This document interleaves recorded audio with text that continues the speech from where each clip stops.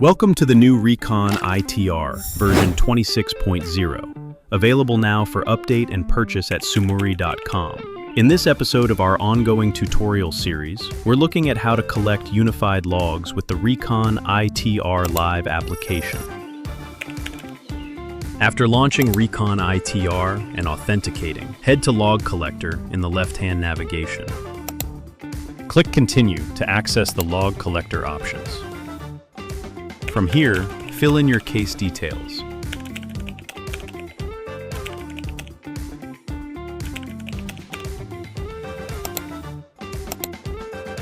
Once complete, select either log text files to receive searchable text files, or log archive to open and search in the macOS console app.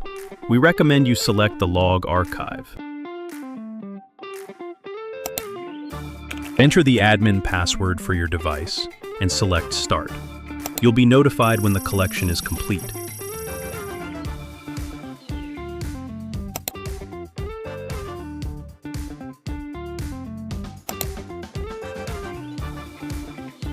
You'll find your logs in a new folder in the output location you chose.